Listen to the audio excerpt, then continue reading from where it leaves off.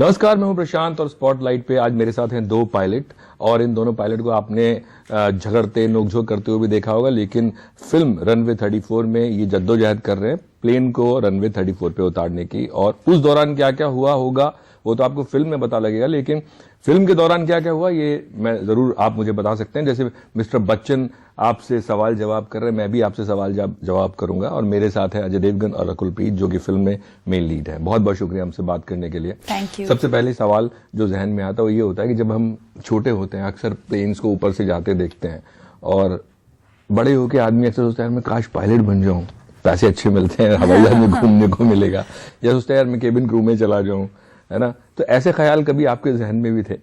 नहीं, मेरे जहन में नहीं थे। शायद एक ही था कि एक्टर बन जाऊं, फिर उसके थ्रू मैं सब कुछ बन सकती हूँ। एक दिन डॉक्टर, एक दिन इंजीनियर, एक दिन पायलट। राइट। अजय?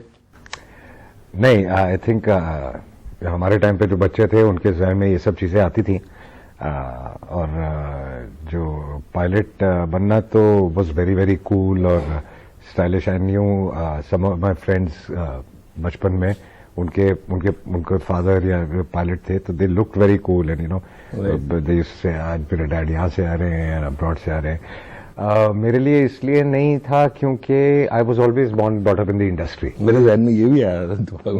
तो क्या है, कभी वो उसके दायरे से बाहर निकलने का सोचा नहीं कभी बचपन से ही, तो इसलिए नहीं था। बट अगर मैं इस इंडस्ट्री में नहीं होता तो आई वॉज वेरी फैसिनेटेड। जी, लेकिन मैं सवाल जो मेरे जहन में आया वो ये स्क्रिप्ट जो आती हैं आपके पास जनरली एज एन एक्टर काम करने के लिए आती हैं, वो कौन से पॉइंट्स होते हैं जिनको आप सोचते हैं कि यार ये फिल्म तो मैं डायरेक्ट ही करूंगा?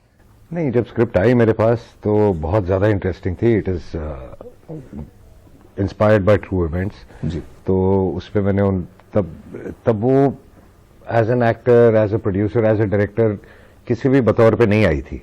वो एक ऐसे जनरली मेरे पास आई थी और मुझे वो बहुत पसंद लगी थी। तो मैंने कहा था कि इस पे आप ये चेंजेस करके लाइए।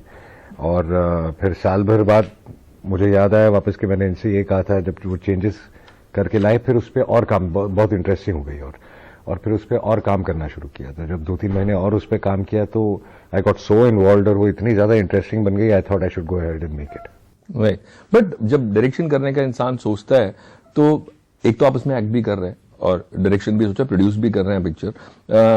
क्या as an actor, as a professional, क्या क्या चीजें दिमाग में होती हैं कि मैं एक्टिंग के अलावा इतना टाइम दे पाऊंगा, या और फिल्में भी आप कर रहे हैं, 25 जगह पे दिमाग चल रहा है, क्या डायरेक्शन करते वक्त एक एक्टर इतना सोचता है या आपके ध्यान में वो सवाल आते हैं? नहीं, जब मेरे पास होता है कि मुझे पता है कि अब अगले 4-5-6 महीने मेरे पास है, तब मैं डिसाइड करता हूँ डायरेक्ट करने का, या उसको उस हिसाब से प्लान करता हूँ कि अगले साल अगर मैं इस टाइम पे डायरेक्ट करूंगा तो फिर और कुछ नहीं करूंगा उस वक्त। तो वो पूरा प्लान करना पड़ता है वैसे। राइट। रकुल, जैसे उन्होंने कहा प्लान करना पड़ता है, ऐसे हर एक्टर प्लान करता है कि भाई मेरी फिल्म किस तरह की होनी चाहिए, ये फिल्म मैंने ऐसी की है तो अब अगली फिल्म वैसी नहीं होनी चाहिए। ये फिल्म के लिए अक्सर एक्टर स्क्रिप्ट पढ़ के यहाँ बोलते हैं, बट इस फिल्म के लिए Ajay as a director, Ajay as an actor, Ajay as a producer, Ajay as a human being, या खाली स्क्रिप्ट देख के आपने यहाँ की? नहीं, एक्चुअली स्क्रिप्ट सुनने की एक्साइटमेंट मुझे ऑलरेडी ये थी कि अजय सर डायरेक्ट कर रहे हैं तो कुछ अलग होगा, यू नो, एंड मुझे ऑलरेडी पता था जब स्क्रिप्ट मेरे पास आया कि अमित जी हैं और अजय सर डायरेक्ट कर रहे हैं, तो I was excited to hear the script also. तो एक वो 1 लेवल टिक होता है ना, वो तो पहले हो गया था कि कुछ अच्छा ही होगा। एक बार आप काम कर चुके हैं? एक बार मैं काम कर चुकी हूँ, तो ऑलरेडी एक तरह से अंदर से आई वॉज होपिंग कि स्क्रिप्ट ना बस बहुत अच्छी हो। And the moment I heard the narration, उसी टाइम था कि कब शुरू कर रहे हैं। आपने बोला क्या चैलेंजिंग होगा अगर फिल्म डिसाइड किया अजय ने। ये फिल्म भी अपने आप में मेरे ख्याल में चैलेंज थी शूटिंग के पॉइंट ऑफ व्यू से, जैसा मैं लॉन्च के टाइम पे भी सुन रहा था। जो दिक्कत ज्यादा आती है जब आपको इतना सारा ड्रामा क्रिएट करना पड़ता है और पूरी लोकेशन जैसे कि कॉकपिट है, पूरा जो प्लेन है उसको एकदम रियल साइज में रखते हुए और उसमें टर्बुलेंस क्रिएट करना और उसमें इतना ड्रामा क्रिएट करना कि कैमरा भी मूव कर रहा है लेकिन वो रियल भी लगना चाहिए। ऐसा भी नहीं लगना चाहिए कि यार इन्होंने प्लेन का साइज बड़ा कर दिया, ये एक साइड से खोल के बाहर से कैमरा जो लोग करते हैं यू नो कि एक साइड से निकाल दिया फिर बाहर से कैमरा यूज कर लिया, वो पता चलता है मुझे वो क्लॉस्ट्रोफोबिया की फीलिंग चाहिए थी, वो ड्रामा क्रिएट करना था और कैमरा मूव्स भी चाहिए। तो वो एक काफी चैलेंजिंग था, उसको थोड़ा टाइम लगा करने के लिए। सर को शॉट सेटअप करने में ज्यादा टाइम लगता था then to capture it, because multiple cameras थे। तो जैसे अगर कॉकपिट में 7 कैमरास लगे थे तो वो कैमरास का साइज क्या था? Proper big cameras, normal camera, but कैसे 7 नॉर्मल कैमरास, जिसमें से एक जिमी जिप थी। कॉकपिट के अंदर कैसे आ जाएंगे वो तो तरीका है, वही तो तरीका है। तो वो सेटअप करने में ज्यादा टाइम लगता था। फिर सर रिहर्सल देखते थे, फिर देखते थे कि कोई कैमरा एक दूसरे के एंगल में तो नहीं आ रहा, ऑल दैट। और फिर जब हम टेक देते थे तो आपको 2-3 शॉट्स में सारे एंगल्स कवर हो गए already. Right. So I think technical उसमें सेटअप में ज्यादा टाइम लगता था। पता नहीं कितने टन थे, आई थिंक 15 या 20 टन से ऊपर का प्लेन था। एंड वो प्लेन को टर्बुलेंस क्रिएट करने के लिए it was all on hydraulics, right. तो वो एक बहुत ही चैलेंजिंग पार्ट था। तो ये प्लेन आपने रियल प्लेन लिया था? हाँ, मतलब पूरा रियल प्लेन का सेट लगाया था, सेट लगाया था, तो उसका जो वेट था और उसके अंदर फिर जो इतने सारे पैसेंजर्स का वेट था, तो all that was quite challenging. So अगर मैं आपसे पूछूं कि बच्चन साहब पहले भी आप काम कर चुके हैं साथ में, और लोग आपसे पूछ रहे होंगे साहब ये बात की, बच्चन साहब ऐसी आज भी जब आप उनके साथ काम करते हैं, ऐसी कौन सी चीजें जो आपको सरप्राइज कर जाती है की हो इस फिल्म के दौरान? मैं उनको काफी अच्छी तरह से जानता हूं, तो बहुत चीजें सरप्राइज नहीं करती, क्योंकि उनका he is just perfect, I would say. अब उससे बड़ी कोई मैं बात बोल नहीं सकता हूं, बिकॉज चाहे वो डेडिकेशन ले लो, चाहे परफॉर्मेंस ले लो, चाहे पंक्चुअलिटी ले लो, मतलब कोई भी जगह चले जाए तो वो एक टिक ही मिलता है उनका। लेकिन इस उम्र में भी ये डेडिकेशन और इस हिसाब से काम करना, उनका जो एंथुजियाज्म है हम मैच नहीं कर सकते। और वो एंथुजियाज्म ऐसा नहीं है कि यार थोड़ी देर रहता है फिर उसके बाद बोलते हैं यार अभी जल्दी कर लो। मतलब 1 मिनट 1 सेकंड नहीं होगा दिन में जब वो काम कर रहे हैं कि वो एंथुजियाज्म थोड़ा नीचे आ जाए, which is outstanding. Rakul, Amit ji के साथ काम करना तो मतलब मैं तो सरप्राइज थी, बिकॉज ऑब्वियसली मेरा फर्स्ट टाइम था। और मैं सरप्राइज इसलिए थी क्योंकि मैं अमित जी इतने बड़े सुपरस्टार हैं और आज भी हर रोज सेट पे वो एक चाइल्ड लाइक एनर्जी लेकर आते हैं। उतनी ही एक्साइटमेंट उनको होती है जैसे पॉसिबली अपनी फर्स्ट फिल्म पे हो। उतना ही हार्डवर्क वो डालते हैं, मल्टीपल रिहर्सल करते हैं, टाइम से पहले आ जाते हैं। तो उतने बड़े सुपरस्टार को भी अपने काम को इतना सीरियसली लेते हुए जब आप देखते हो ना, तो वो बहुत इंस्पिरेशनल होता है। तो for me it was such a surprise. और सबसे अच्छी चीज पता है उनकी क्या है, जो थोड़ी बहुत मुझ में भी रहती है, अभी भी एक डर है। डर किस चीज का? कि शायद मैंने अच्छा शॉट नहीं दिया, एक और कर लो यार, और अच्छा करता हूं। वो जो भूख है ना अच्छा करने की, वो नहीं तो एक पॉइंट के बाद आदमी को लगता है कि हाँ मैं तो अच्छा कर ही रहा हूं यार, ठीक है अभी क्यों मनमोर क्यों मांग रहे हो। हम मनमोर मांगे ना मांगे, अगर हमको भी टेक होके लगा एज ए डायरेक्टर, मुझे लगा सर बहुत अच्छा था, एक और कर लेते हैं यार, तो वो जो एनर्जी है वो नहीं मिलती कहीं। बट आपने कहा वो डर आप में भी है, आप वो डर सब में होना चाहिए। हाँ होना चाहिए। मैंने हमेशा सुना है कि बहुत सारे जो ग्रेट एक्टर्स हैं वो ये बोलते हैं कि अगर आप अपने सीन से पहले नर्वस नहीं हुए, या अगर थिएटर एक्टर्स हैं आप नर्वस नहीं हुए, तो मतलब समझिए कि आप गड़बड़ कर सकते हैं। जी करेक्ट जी।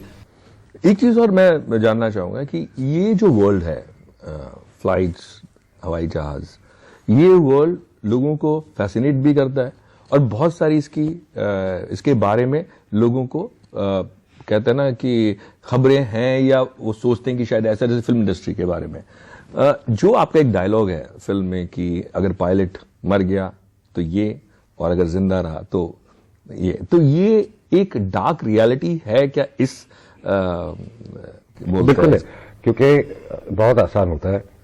देखिए हर जगह हर बिजनेस में स्टेक्स होते हैं, तो जब बड़े स्टेक्स होते हैं वो अपने आप को बचाने के लिए छोटी चीजों पे ब्लेम करते हैं, यू नो। तो ये तो एक सर्कल है लाइफ का, वो चलता रहता है। लोगों ने ये जो पायलट मैंने बोला बहुत कूल लगते हैं और यूनिफॉर्म पहनते हैं और जब आप आते हैं तो एक इसके पीछे ये तो एक ग्लैमर साइड हो गया, ओके। लेकिन उसके पीछे क्या है और क्या क्या प्रॉब्लम्स हैं ये तो किसी ने देखी नहीं है। उनका मेंटल प्रेशर कितना होता होगा जब वो इतने सारे पैसेंजर्स को लेके उड़ते हैं, और हर बार तो ऐसा नहीं है कि स्मूथ फ्लाइट हो रही है, छोटी मोटी टर्ब्यूलेंस, कुछ ना कुछ डिसीजंस लेने आते होंगे, तो उनको मेंटली तैयार रहना पड़ता होगा, तो मेंटल प्रेशर कितना होता होगा ये भी आप सोचिए। क्योंकि ऐसा नहीं है कि यार गाड़ी की ब्रेक थोड़ी लेट मार दी तो ठीक है यार कुछ बच गया यार, बच गया, ओके। या, यहाँ पे तो एक छोटी सी गलती है एंड अच्छा, और इस जरूरी नहीं है कि उनका एरर हो, ह्यूमन एरर हो सकता है, मशीन का एरर हो सकता वेदर का है, error मौसम का एरर हो सकता है, तो कुछ भी हो सकता है। आपने मेरे ख्याल में फिल्म को ऑथेंटिक बनाने के लिए जो टर्मिनोलॉजी है वो सब सीखा था, बिल्कुल, है ना? सो वो एक तो कितना मुश्किल रहता है या रहा आपके लिए शूट करते वक्त, क्योंकि जो वर्ल्ड से आप कनेक्टेड नहीं है वो इस्तेमाल करना वर्ड्स और उनको सीखना एक मुश्किल पड़ जाता है। कितना मुश्किल था आप लोगों के लिए? थोड़ी बहुत ट्रेनिंग करनी पड़ी, बाकी Yeah. तो ठीक है। कितना वक्त ट्रेनिंग? कुछ 4-5 दिन हमने ट्रेनिंग corporate की, training फिर की। उसके बाद रिहर्सल पहले होती थी, शॉट से पहले, और ये सब होता था। एंड देन कैप्टन थे एक हाँ, सेट पे पूरी बॉडी लैंग्वेज बताने के लिए, मतलब हर चीज करेक्ट बताने के लिए, जस्ट सो दैट हमें याद है जो हमने सीखा था वो इवन हम टेक्निकली correct हमको सब चीजें गाइड करने के लिए, तो वी हैड एवरीबडी। जैसे हमने एटीसी से भी गाइडेंस लिया, हमने कैप्टन भी एक सेट पे थे, तो we gonna try to be very authentic. But जब भी कोई फिल्म आती है और उसको लेके एक पूरा लोगों के बीच में बस भी होता है, इस फिल्म को लेके काफी लोगों ने ट्वीट किए हैं। अभी मैं करण का भी ट्वीट देख रहा था और आपने भी तारीफ जवाब दिया उनको।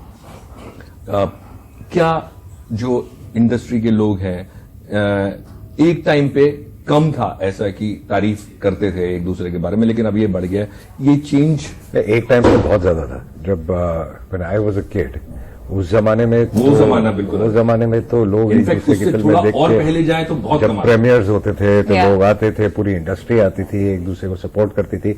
बीच में कम हो गया था, बट आई थिंक ऐसा कुछ है नहीं। जब कोई एक दूसरे की अच्छी चीज देखता है तो जरूर। I think only difference is कि आपको सोशल मीडिया पे अब तीसरे इंसान को भी पता है कि हाँ, किसने प्रेज किया और किसने correct, नहीं किया। करेक्ट। जी जी। रकुल, मैं पढ़ रहा था आपके पेरेंट्स को शायद जो यूनिफॉर्म है बहुत पसंद आई, ऐसा कहीं आपने भूला? किसी ने मुझे पूछा कि आपके पेरेंट्स का क्या रिएक्शन था, so I said that obviously he is very proud कि you know it's a uniform, but तब तक वो ज्यादा कुछ बोलते नहीं है। वो फिल्म देख के एग्जैक्ट क्रिटिक अपना रिव्यू देंगे, और वो बहुत बड़े क्रिटिक्स हैं मेरे, मतलब my parents. Sometimes I tell them कि अगर आपने एक दिन पहले देख लिया मत बोलो, बाद में बोलो।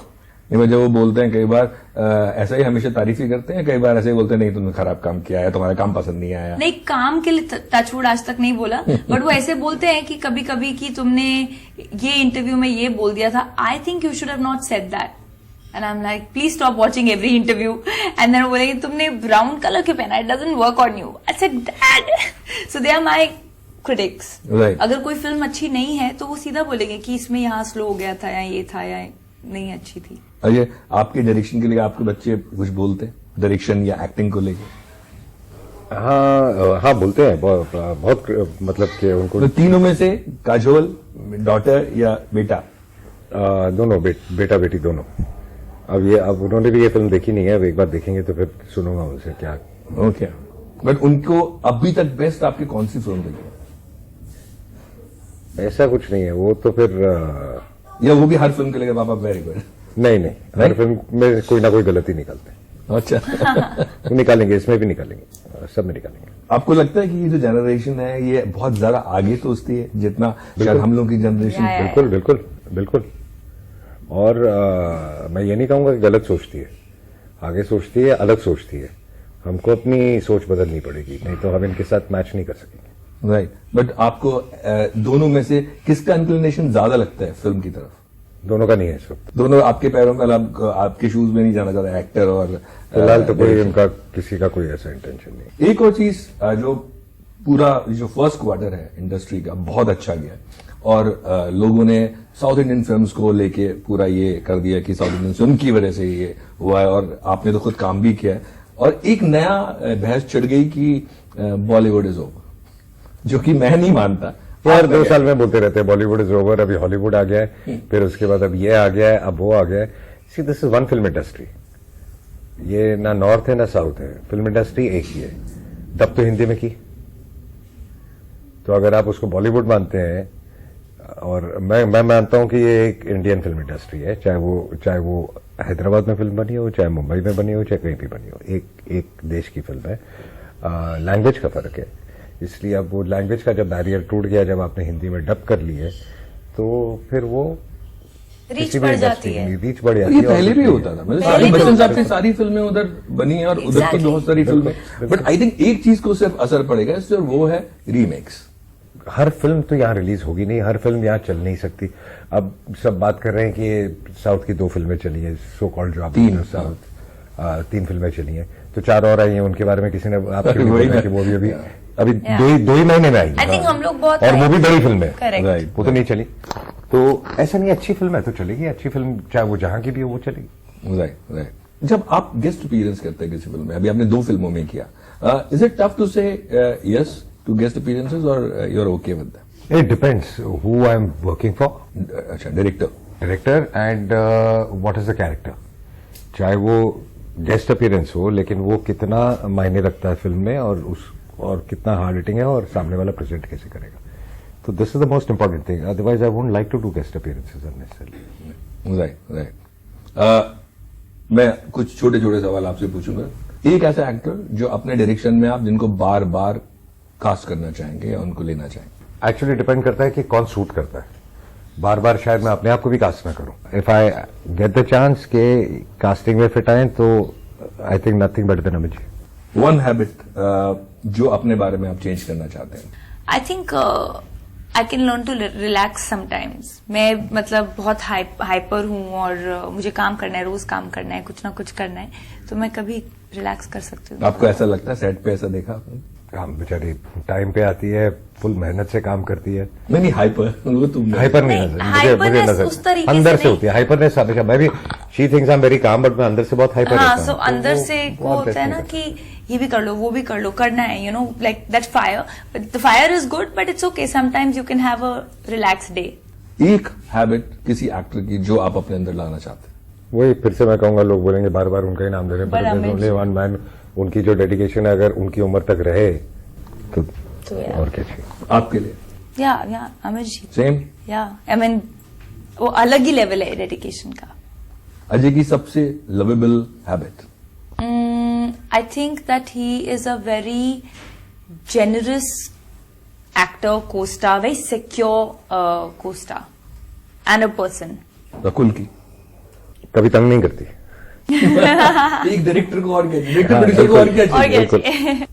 आपकी कोई विश लिस्ट एक्टर्स के? कोई नहीं, बहुत लंबी विश लिस्ट है। एक्टर्स मतलब की बता दीजिए। सबके साथ काम करना है ना, मैं क्यों विश लिस्ट में 2-3 दो नाम तीन नाम डालूं? के चुनो।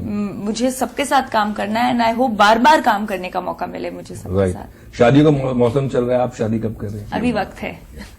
चलिए, बहुत बहुत शुक्रिया बात करने के लिए, Thank you. और all the best for runway 34। Thank thank you. You so much, Thank you. Thank you.